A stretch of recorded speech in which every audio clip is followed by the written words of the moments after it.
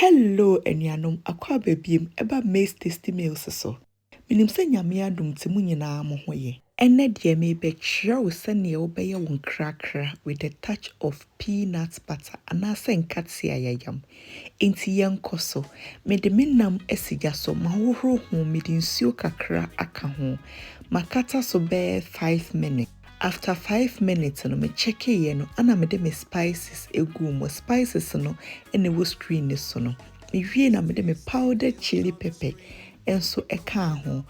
Wasa make sure say we fa kakra bi, we obi a pepper bibra na wa fa ne bibra na me de me nchine ana salt taste nso awo no. Me wie na makata so be 2 minutes. After 2 minutes no na ma be checking na me de me peanut butter no asom ye mfa bebre eno na ye de be che enam no ye bi Nkra Nkra with peanut de bia jai me tafre me nsa ho ankasa inti makata so biem me de me chopped onion anase me jena metwitwa egum na menum because na me pese enam no edodo spices no ansa na me de me jena no egum we after 5 minutes when we send ye near the passata blended tomato soup tomato utimi de ye stew so de opebia utimi de ye de gu ho wi a na ye num na ye san akata so into recipe we de ye bie so na ye kata so anesa be 2 minutes time when we send ye aye na wodi unsu a wo pe agum into we me fa 4 cups of water anam de fra me soup no ene ye kama inti so pesa we eye light no afa ensuo dodo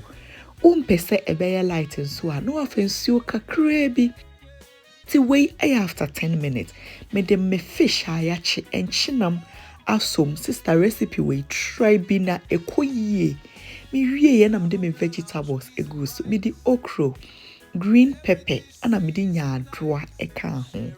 enti we odi esiso no ube make sure say ebe huru be 5 minutes enti we 5 minutes after 5 minutes na me lower me gas no anase induction de wodi ye aduane bia enti hye ube lower no be 5 minutes na asema beautifully enti wo hu ye soup no eya ye ready ahana abiankasa